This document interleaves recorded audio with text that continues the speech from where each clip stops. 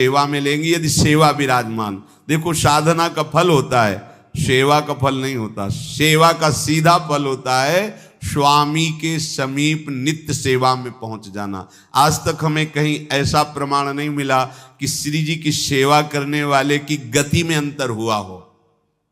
कहीं भी ऐसा साधना से भ्रष्ट होते तो देखा गया, लेकिन श्री जी की परिचर्या करने वाला श्री जी को प्राप्त नहीं हुआ, ऐसा हमें अभी तक प्रमाण नहीं मिला। ये श्री राधा मोहन जी के आराध्य देव थे, आस्करन जी के, और ये सेवा में मगन रहते। देखो जब आप ठाकुर सेवा, जैसे आपको कि अब हम सेवा में रहेंगे तो हमारा काम कौन करेगा, तो पूरी सृष्टि तुम्हारे काम से चल रही है, तुम्हारे चलाए चल रही। अरे कुछ समय, घड़ी दो घड़ी तुम ऐसी निकालो जिससे एकांत चित्त से आनंद पूर्वक अपने लाडले ठाकुर को दुलार कर सको। उनको श्रृंगार करो, भोग लगाओ, आरती करो, 4 परिक्रमा करो, साष्टांग दंडवत करो। जीवन का परम लाभ है ये। पर नहीं, आप खाएंगे हलवा, गरम गरम पकौड़ी, चाय, और ठाकुर जी के सामने वो सफेद वाले दाना नहीं आते, चिरौरी रख दो अरे भाई तुम क्या कर रहे हो, चोरी कर रहे हो तुम। घर में ठाकुर विराजमान, घर के मालिक विराजमान है, हमें जल्दी ऑफिस जाना है, गरम गरम परेठा ये वो सब, और ठाकुर जी के सामने। हम तो देखते हैं जैसे कोई ठाकुर जी के दर्शन कराने के लिए लाता है तो 4 टाफी, वो भी प्लास्टिक से लिपटी हुई, मतलब देख केवल ले, खा भी नहीं सकते हो क्योंकि प्लास्टिक लगी हुई, ऊपर कवर एकदम ऐसे रखे हुए हैं। वो बोले हमारे लड्डू गोपाल हैं। जब गोपाल हैं तो टॉफी खोल पाएंगे क्या? अगर आपको टॉफी पवाली है तो आप खोल करके सुंदर एक कटोरी में रख करके थे, ऐसे 4 दाने चिरौरी रख दिए, कटे हुए मिश्री के टुकड़े रख दिए। अरे अनंत ब्रह्मांडों का भरण पोषण करने वाला तुम्हारी चिरौरी के लिए मर रहा है। हाँ, अगर तुम्हारे पास केवल चिरौरी ही है तो वो तृप्त हो जाएगा। तुम खाओ हलवा, उसको रखो, चिरौरी तुम पहनो, एक से एक बढ़िया कपड़ा, और ठाकुर जी के लिए अलग कपड़ा होता है दुकानों में, वो ठाकुर जी के लिए लेना है। पूजा, सत्यनारायण की पूजा की सामग्री गांव में जो परचून की दुकानें होती हैं कस्बों में, उनमें अलग होती है। बोले सुपारी देना, तो बोले पूजा के लिए, बोले हाँ, वो सड़ी सुपारी का अलग बैंक होता है, वो पूजा के लिए जाएगा। प्रभु के लिए तुम ऐसे चिरौरी रख देते हो। वो नारियल भी जिसमें पाली लो, देखो ना कथा, सत्यनारायण की कथा करनी, हमें नारियल दे दो। वो सूखा नारियल जो किसी काम में ले जाएगा, वो सत्यनारायण के पास जाएगा। वो कपड़ा टून का ना पहन सकते हैं, ना ओढ़ सकते हैं, ना बिछा सकते हैं, ना पोछा लगा सकते हैं, वो ठाकुर जी के लिए बलिहारी है श्रद्धा। तो भी ठाकुर जी भी ऐसी व्यवस्था करते हैं, ना पहनने लायक ना ओढ़ने लायक, ऐसा तुम्हें नया जीवन देंगे, जरूरत ही नहीं पड़ेगी कपड़े की, घूमो वैसे ही। हाँ, जरूरत ही नहीं पड़ेगी, अन्य योनिया है नहीं, कोई जरूरत नहीं है, घूमो। इसलिए सावधान। भगवत सेवा का तात्पर्य है उत्तम भोग लगाए मोर मरकट को से। स्वामी जी महाराज परम विरक्त, वैराग्य की चरम सीमा स्वामी श्री हरिदास जी, लेकिन उत्तम भोग लगाए ठाकुर जी को। उत्तम उत्तम, तुम्हारे पास जो कुछ है उसमें सबसे बढ़िया भोग बनाओ। धन्ना जी के पास बाजरा की रोटी भी पूरी नहीं थी कि भरपेट पाले, तो 1 रोटी रोज ठाकुर को रखते थे। आधी ठाकुर जी पाते थे, आधी आप पाते थे। सुदामा जी के पास कौन सा माखन मिश्री था? वो तंदुल जो पछोरने से बाहर निकलते हैं, किसी काम में नहीं, वो लेके गए थे। ठाकुर जी पाते हो कहते आज मैं तृप्त हो गया। सबरी जी के पास क्या था? क्या था? जंगली बेर, कहीं कड़ुआ कसैला ना हो, इसलिए चख के मेरे रघुनाथ जी को कहीं कसैला ना लगे। प्रभु वाह वाह करके पा रहे। विदुरानी जी ने कौन सा 56 भोग पवाया? केले के छिलके, भाव दशा में डूबी हुई। देखो हमारे ठाकुर को कुछ नहीं चाहिए, भाव से समझिए। ये बिहारी जी को 4 घंटे बैठने के लिए 10-10 लाख रुपए का फूल बंगला निकला, काम थोड़ी चलाया जाता है। अरे हमारे लाडले सरकार है, अगर 4 घंटे बैठ गए 10 लाख खर्चा हो गया तो क्या? अनंत ब्रह्मांडों का सृजन करने वाला ठाकुर हमारे पास नहीं है। तो ठाकुर जी को आपका भाव चाहिए, और आप तो सो बढ़िया पलंग में, और ठाकुर जी को एक छज्जा में विराजमान किए, छज्जा में ऐसे उतर नहीं सकते। मतलब कूदे तो वैसे ऊंचे, अगरबत्ती दिखा दी चले।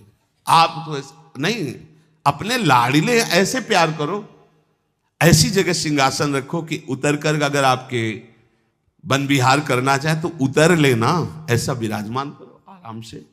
वो एकदम वो से दीवार में ऐसी जगह, या तो बाहर वाले कमरे में, अपने कमरे में तो ठाकुर जी रहेंगे ही नहीं। अरे भाई, अगर घर में ठाकुर जी तो उठते बैठते निकलते, उनके दर्शन हो रहे, चोरी क्या? तुम तो हमारे घर के माई बाप हो, सब देखो, चोरी क्या आपसे? आपको जो अच्छा न लगे सुधार देना, ऐसे रहना चाहिए। बिल्कुल भगवत प्राप्ति निश्चित है।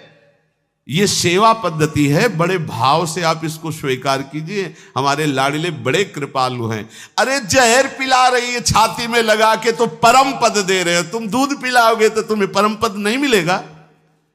पूतना जहर लेकर के पिला रही बाल गोविंद को, अभी 6 दिन के ठाकुर हैं, उसे परम पद प्रदान किया, और आप रोज सुंदर सुंदर भोग लगा रहे हो और तुम्हें भगवत प्राप्ति नहीं होगी। ठाकुर जी की आरती उतार रहे हो, बलिहारी जा रहे हो, उनके सामने कीर्तन कर रहे हो, नृत्य कर, विश्वास तो करो ना, तुम्हें भगवत प्राप्ति हो जाएगी। आस्करण जी ने एक चौकीदार पूजा गृह के बाहर बैठाल दिया और कहा कोई भी भीतर आने ना पावे, क्योंकि एक बार भी सेवा में विक्षेप मुझे बर्दाश्त नहीं। तो ठीक 10 घड़ी का इन्होंने भी नियम, जो नियम लो उसका निर्वाह करो। 4 घंटे। दिल्ली का बादशाह किसी कारण से उधर आया हुआ था, उसने कहा मुझे आस्करण जी से तुरंत मिलाया जाए। पहले तो राजा लोग होते थे और बादशाह, अब जैसे मुख्यमंत्री और प्रधानमंत्री, राष्ट्रपति। तो जो मुख्यमंत्री हैं ये राजा हैं प्रदेश के, और वो संपूर्ण राज्यों का बादशाह उसे कहा जाता था। आस्करण जी को शीघ्र हमारे सामने उपस्थित किया जाए। प्रार्थना की कि महाराज असंभव, इस समय आस्करण जी महाराज अपने ठाकुर जी की सेवा में हैं और उनका आदेश है 4 घंटे कोई हमसे बात ना करे। आस्करण जी को सूचना देने के लिए बार बार सेवकों को आदेश किया, पर कोई भी सेवक बादशाह की आज्ञा पर नहीं उतरा। हम अपने राजा से ऐसा नहीं प्रार्थना कर सकते। 4 घंटे। बादशाह को बहुत कष्ट हुआ कि हमारी आज्ञा का उल्लंघन। तुरंत आदेश किया सेनापति को, बुलाओ, देखते हैं कि हमारी आज्ञा का उल्लंघन का परिणाम क्या होता है। सेनापति तुरंत उपस्थित हुआ। इस नगर के सबको दंड दिया जाए और बंदी बनाकर आस्करण को हमारे सामने लाया जाए, क्योंकि बादशाह है। अब अहम तो विराजमान है ही है, कोई परमहंस थोड़ी है कि अहंकार लीन हो गया है। बताया गया कि ठाकुर सेवा में, भगवत आराधना में 4 घंटे उनके पास कोई सूचना नहीं पहुंचाएगा। बादशाह की आज्ञा का उल्लंघन करने के कारण सब सैनिक जितने थे दब रहे थे। महाराज की तो आज्ञा है कि सूचना न दो, पर यहां तो सब गड़बड़ हो रहा है। बादशाह ही नाराज हो गया। बड़ी घबराहट पूरे नगर में फैल गई और पूरे सैनिकों में फैल गई। ये नरवरगढ़ ग्वालियर से दक्षिण में है। आस्करण जी ना शिकार खेलते थे, ना किसी को दंड देते थे, बस केवल भगवत सेवा, नाम जप, नाम कीर्तन, पूरे नगर को सब सुविधा, सबके घर में ठाकुर सेवा, सबके यहां नाम कीर्तन सुनाई देना चाहिए। जिसको जो जरूरत हो राज दरबार से ले जाए। किसी को लग सकता है अगर ऐसे बढ़ता रहेगा तो राज खजाना खत्म हो जाएगा। नहीं, अज्ञान से तुम सोचते हो। एक बार पूज्य पादुड़िया बाबा के यहाँ 500 लोगों का भोजन बना। अब वहां उत्सव में 5000 से भी अधिक लोग आ गए, तो जो सेवक जन थे, भंडारी थे, भाग के आए, बाबा अब तो बहुत ही हानि हो जाएगी, क्योंकि सब लोग आ गए, 5000 के लगभग लोग हैं और 500 का ही भोजन बना है। बाबा जी ने कहा घबराने की जरूरत नहीं। गए, अपना ऊपर का चला ऐसे डाल दिया जो रसोई बनी हुई थी। बोले इसे खोलना नहीं, बस बांटते जाओ। सब पा चुके, जितना बना था ना, भगवत प्रताप। हरिराम व्यास जी की बेटी का ब्याह रात्रि में बारातियों के स्वागत के लिए एक से एक सुंदर पकवान बने हुए थे, क्योंकि जिनके चेला मधुकर शाह राजा थे उनके पास कमी क्या, सब सुविधाएं। हरिराम व्यास जी ने सोचा ये संसारी आदमी इतने सुंदर सुंदर पकवान पाएंगे, ये तो ठीक नहीं है। वृंदावन के संत जन लेंगे तो अपने ठाकुर का भोग लगाएंगे, पाएंगे, कीर्तन करेंगे। कोतवाल को बुलाया वृंदावन के और कहा सब वैष्णव जनों को कह दो कि तुरंत आ जाओ, रमनिया ले जाओ। देखो कैसी भावना है, बेटी का ब्याह है। बोले संसारी आदमी बाराती क्यों पाएंगे, अब आप हो तो कह दे अरे इज्जत चली जाएगी, बाबा जी को खवाने से क्या इज्जत है, बारातियों को खवाएंगे तो इज्जत बनेगी। ये किसकी, देहाभिमानियों की। और अपनी इज्जत क्या है, श्यामा श्याम। अगर रसिकों को पवाएंगे तो हमारी इज्जत बन जाएगी, श्यामा श्याम प्रसन्न हो जाएंगे। तो श्यामा श्याम प्रसन्न हो जाएंगे, बाराती भूखे रहेंगे, ऐसा कैसे हो सकता है, ऐसा हो ही नहीं सकता है। हरिराम व्यास जी के, अब उनके लिए तो कोई रोक नहीं, उन्हीं की बेटी का तो ब्याह है। जो भंडारे में सब जमा थे, लड्डू गुलाब जामुन ये वो सब भर भर के अमनिया, ले जाओ ले जाओ।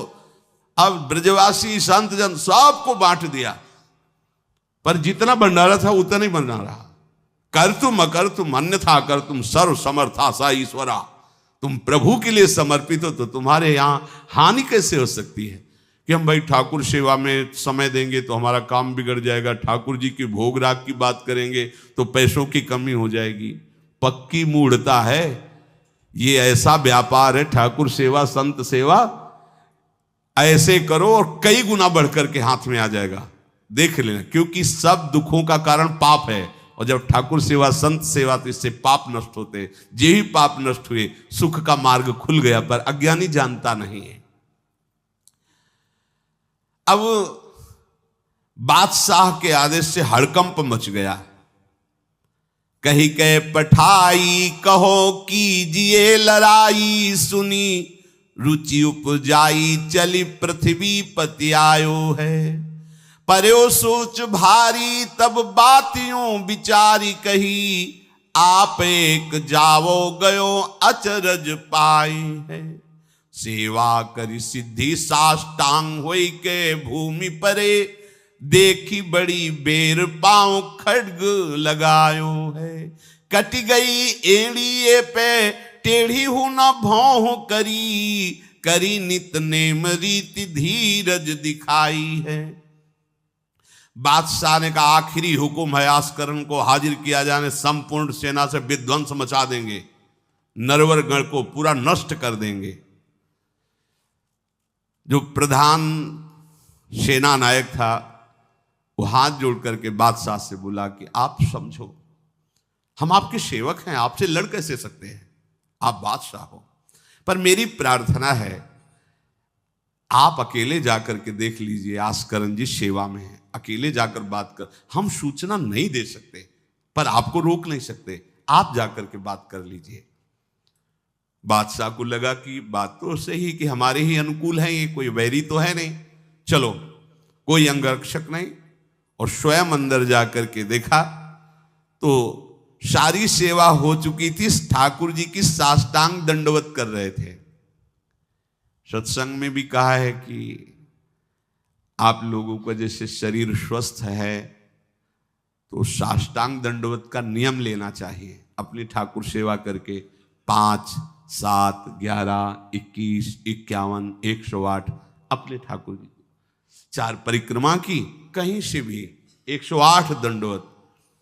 एकोपि कृष्ण कृतः प्रणामो दशाश्वमेधा व्रतेन तुल्यः, दशाश्वमेधी पुनरेपि जन्म कृष्ण प्रणामी न पुनर्भवाए। ये भीष्म जी बोल रहे हैं, एक बार हमारे श्री कृष्ण को कोई साष्टांग दंडवत कर दे, 10 अश्वमेध यज्ञ का फल और व्रत स्नान का उसे प्राप्त होता है। पर 10 ये अश्वमेध यज्ञ करने वाला पुनर्जन्म को प्राप्त होता है, पर एक बार श्री कृष्ण को साष्टांग प्रणाम करने वाला पुनर्जन्म को प्राप्त। दशाश्वमेधी पुनरेपि जन्म कृष्ण प्रणामी न पुनर्भवाए। अपने पास तो भगवत प्राप्ति के लिए बहुत से अस्त्र हैं, केवल नियम पूर्वक प्रयोग करो, माया का प्रवाह बंद हो जाएगा। ठाकुर सेवा के बाद करना चाहिए साष्टांग दंडवत। हमने महापुरुषों को देखा है, गुरुजनों को देखा है, अब शरीर उस लायक नहीं तो भाव से कर लीजिए। अगर शरीर स्वस्थ है और आप करने लायक हैं तो जरूर, जैसे माताएं बहनें सखियां हैं तो पंचांग, एक पंचांग दंडवत की, खड़े हो गए, हाथ जोड़ा, मंत्र अंदर स्मरण किया, फिर पंचांग 5, 7, 11, 21, 51 ऐसा करना चाहिए। आस्करण जी भगवत सेवा करके साष्टांग दंडवत कर रहे थे नियम पूर्वक। अब ये तो पता चल गया कि कोई आया है, पर ना नजर दी, ना बात की, ना रुके, उठे साष्टांग दंडवत, फिर उठे, फिर साष्टांग दंडवत। बादशाह खड़ा देखता रहा, ये तो ना हमारी तरफ देख रहे हैं ना बोल रहे हैं। बहुत देर हो गई, चुपचाप। पद का अभिमान होता है। अब वो बादशाह ठहरा, खींची तलवार, म्यान से निकाली और जब ये साष्टांग हुए तो मारा ऐसे, तो एड़ी उड़ गई, कट गई एड़ी आस्करण जी की। लेकिन आस्करण जी ने ना दंडवत रोकी, ना मुड़ करके देखा, खून की धार बह रही। निष्ठा देखिए, यह है अनन्य भक्ति की निष्ठा। नहीं कहा कि अब रुक गए, कुछ नहीं, वैसे ही खड़े हुए, फिर साष्टांग दंडवत, फिर खड़े, खून से लथपथ हो रहे, कोई कष्ट का अनुभव नहीं दिखा रहे कि आओ कहे या पीछे मुड़ करके देखे। अब तो धैर्य छूट गया बादशाह की, ये मेरे से तो अपराध बन गया, ये कोई नाटक नहीं कर रहे, ये तो सच्ची में महान भागवत है। क्योंकि जो पद का अभिमानी जन होता है वो ये नहीं जानता है कि भक्ति क्या होती है, भक्ति का स्वरूप क्या होता है, भक्तों की निष्ठा क्या होती है। उनको तो लगता है कि मैं अमुक पदाधिकारी हूं, मैं इतना, तो ये बाबा जी लोग भीख मांगने वाले, इनके आगे क्या जमीन में बैठे, हमारे लिए कुर्सी की व्यवस्था नहीं होगी क्या? हमारे को इस पद का अभिमान जो मिला है उसका सम्मान होना चाहिए। तो वो जिस पद में है, इस सृष्टि में कोई वो पद नहीं है, वो हरिदास पद में है, हरि पार्षद। तुम तो मायाकृत सृष्टि के किसी पद पे होगे, वो मायापति के निजी पार्षद हैं। तुम्हें दिखाई देता है भिखारी है, तुम्हें दिखाई देता है भिक्षुक है, नहीं नहीं, वो इतने बड़े बादशाह के ऐसा बादशाह पैदा ही नहीं हुआ है? चाह मिटी चिंता मिटी, मनुआ बेपरवाह, और जिनको कछु न चाहिए वो साहन के साथ। नरपति सुरपति लोकपति, जिनके भावे घास, जिनके भावे घास, रहे परमानंद में तज सब ही की आस। गर्दन उतार दोगे, अगर हरि का विधान होगा तो शरीर ही नष्ट होगा, नहीं तो हमें छू भी नहीं सकते, हमारे स्वरूप को नहीं छू सकते। भक्त अपनी निष्ठा पे होता है। एक बार भी आस्करण जी ने मुड़ करके नहीं देखा बादशाह की तरफ। अब तो धैर्य छूट गया बादशाह की, गलती हो गई हमसे। ऐसा ही होता है। नवलदास जी को वृंदावन से हरिवंश महाप्रभु के शिष्य थे, तो बादशाह तुर्की था, उसके मन में वैश्यकुल के प्रति बड़ी ईर्ष्या पैदा हुई थी। तो उसने कहा भारत में वैश्यकुल नहीं रह जाना चाहिए, नष्ट कर दो।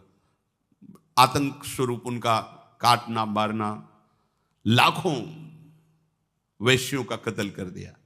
पता चला कि दूसर वैश्य एक वृंदावन में भी है। आए, उनको बंदी बना लिया, सामने पेश किया, कहा सर झुकाओ। कहा तो झुक चुका है एक जगह, राधा वल्लभ लाल के चरणों में। अनंत कोटि ब्रह्मांडों के बादशाह के सामने सर झुक गया है। अब तू तो एक भूमंडल का जबरदस्ती बादशाह बना बैठा है। बोले जंजीरों में बांध दो इसको, रोज कोड़े लगाओ, भोजन मत दो, फिर इसको हम दंड निश्चित करेंगे, देखते हैं, बहुत अपने अभिमान में है। बांध दिया। सुबह कोड़े लगाने गए तो जंजीरें पड़ी थी और कुछ नहीं था। फिर खोजा तो वृंदावन में राधा वल्लभ जी के दर्शन के, फिर बांध के ले गए। अरे बोले तेरी जंजीरें क्या मुझे रोक सकती है? जब माया की जंजीरें नहीं रोक पाई तो तेरी जंजीरें क्या रोकी? तू लाख बार बंधवा, मुझे नहीं रोक सकता है। आखिरकार चरणों में झुका, उनका बंद करवा ये नरसंहार।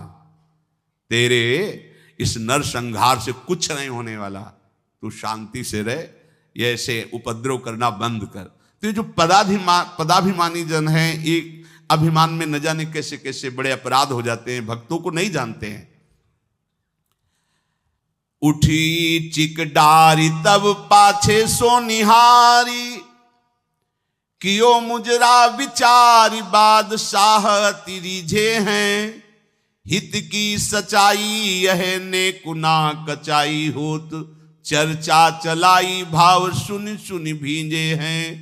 बीते दिन को नृप भक्त सो समायो, पृथ्वीपति दुख पायो सुनि भोग हरि छीजे हैं।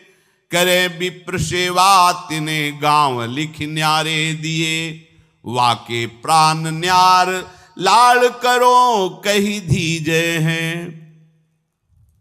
पूरी दंडवत की, ठाकुर जी को प्रार्थना की, चिक डाल दी जो मध्याह्न विश्राम की, फिर पीछे मुड़े। तब तक खून बह रहा है। पीछे मुड़कर देखा बादशाह जोहार की, बिल्कुल गुस्सा नहीं। राजा को इनकी ये धैर्य शैली देखकर कि अपने इष्ट के प्रति निष्ठा और मेरे अपराध का कोई भी इनके ऊपर प्रभाव नहीं, रीझ गया, बहुत प्रसन्न हुआ और कहा आज मेरे नेत्र सफल हुए कि मैंने ऐसा निष्ठावान भक्त देखा। ना तो तुम्हारी भ्रकुटी में थोड़ा भी रोष है और ना तुम्हें पीड़ा है और ना कोई थकावट है। हम आपसे वार्ता करना चाहते हैं, क्या है आप में ऐसी सामर्थ्य कहां से आई कि आपने अपनी निष्ठा छोड़ी और तलवार से एड़ी काट दी। एड़ी, अरे ऐसे काट जरा सा कुछ लग जाए तो देखो कैसा लगता है। एड़ी कट गई, खून निकल गई, दंडवती बंद नहीं हुई। जब वो बैठ करके भगवत भक्ति की बात की, बादशाह के आंसू आ गए। संत का यही प्रभाव होता है। देखो राजा है पर संत है। विभीषण जी से भगवान कहते तुम सरीखे संत प्रिय मोरे, धरो देह नहीं आन। ये नहीं भूल होनी चाहिए कि अरे तो बड़े अच्छे कपड़े पहने, ऐसे ऐसे, ये क्या भक्ति करते हो। भक्ति का मतलब केवल इतना ही नहीं है कि भिक्षुक वेश हो। भक्ति किसी से भी हो सकती है, कोई भी हो सकता है, कहीं भी हो सकता है, क्योंकि सब भगवान के बंदे, सब भगवान को दुलार कर सकते हैं। अपनी कीमती रुमाल तत्काल पट्टी बांधी अपने हाथ से आस्करन जी के चरणों में। स्वयं बादशाह ने घुटने टेक कर तुरंत और कहा कि आज मैं निहाल हो गया। आपकी ये जो भक्ति है, ये जो निष्ठा है, आज प्रभु की हम पर बड़ी कृपा है जो मुझे दर्शन हुआ आप जैसे भक्ति की निष्ठा का। बादशाह अत्यंत प्रसन्न होकर के आपको क्या सुख प्रदान करें। होगा हमारी सेवा निष्ठा है, आप जब चाहते तब आदेश दे देते, तो आप मुझे अपने आदेश से मुक्त कर दीजिए। आज के बाद हमारा कोई शासन आपके ऊपर लागू नहीं रहेगा। आप जब चाहें स्वेच्छा से आप आ सकते हैं, ना आए तो आपका राज्य, हमारा कोई अधिकार आज से नहीं। श्री आस्करन जी को एक बार बहुत शरीर में बुखार आ गया, इतना कष्ट पीड़ा होने लगी। अब वो कैसे सेवा करें, भीषण कष्ट है, उठा नहीं जा रहा। प्रातःकालीन बेला से ही सेवा प्रारंभ होती थी। बस उनको एक चिंता है कि अब सेवा कैसे होगी, सेवा कैसे होगी। उसी शिथिलता में भगवान अपने निजी सेवक में जो और परिचर्या करने में थे उनको आदेश किया चरणामृत पिला दो, ठीक हो जाएंगे। वो रात्रि में ही चरणामृत, महाराज ठाकुर जी ने कहा चरणामृत, आप जो ही चरणामृत पिया शरीर का रोग नष्ट हो गया, स्वस्थ हो गए, सुबह सेवा में गए। इसीलिए आप लोगों से प्रार्थना करते हैं, अकाल मृत्यु हरणम सर्वव्याधि विनाशनम श्री कृष्ण पादोदकम पीत्वा पुनर्जन्म न विद्यते। मान लो भैया, एक डॉक्टर औषधि देता है, पैसे लेता है, फीस के पैसे भी लेता है, और ना फायदा करे तो भी उसी दवाइयों का तुम आश्रय लेते हो। हम कह रहे हैं कि संसार से मुक्त होने के लिए चरणामृत सिद्ध औषधि है। रोज चरणामृत ठाकुर जी का पियो। कोई पैसा नहीं लगता। बिहारी जी, राधा वल्लभ, राधा रमन, जहां चाहो, बड़े उदार ठाकुर। चरणामृत, अगर इतना चरणामृत मिला उसमें आप 1 लीटर जल मिला लीजिए, चलता रहेगा। जब कमी लगे फिर जल मिला लीजिए, चरणामृत ही रहेगा। आप वर्षों इतने चरणामृत को पी सकते हैं जल मिला मिला के। अकाल मृत्यु नहीं होगी। समस्त रोगों के नाश करने की सामर्थ्य चरणामृत में है। कोई भी व्याधि आपको परास्त नहीं कर पाएगी। और पुनर्जन्म न विद्यते, हम भगवान के धाम में चरणामृत के प्रभाव से चले जाएंगे। अब इस पर श्रद्धा कितनी है देखो आप, 10 बार वर्णन किया होगा। नियम से चरणामृत पियो। अपने ठाकुर जी का, श्री जी का चरणामृत पात्र में रख लो, 2 बार 3 बार दिन में पियो। चरणामृत आपको अकाल मृत्यु हरणम सर्व व्याधि विनाशनम श्री कृष्ण पादोदकम पीत्वा पुनर्जन्म न विद्यते। एक बार किसी विपक्ष राजा ने आक्रमण कर दिया आस्करन जी के ऊपर। आस्करन जी के जब बात पता चली कि वो आक्रमण, तो उनका प्रभु हमसे मार काट नहीं होगा, सब में आप विराजमान हो, अब हमसे नहीं हो। या तो राजपद हटाओ, मुझे कहीं एकांत ले चलो, मैं आपके लिए रोऊं तड़पूं। अब ये सब नहीं होगा कि अब हम फिर तलवार उठाएं, मार काट शुरू करें। पर अंदर से आया कि तुम राजा हो तो प्रजा की रक्षा करना तुम्हारा कर्तव्य है। तो उन्होंने पूरी सेना सजाई। जानते हो कैसे? सब मंजीरा लो,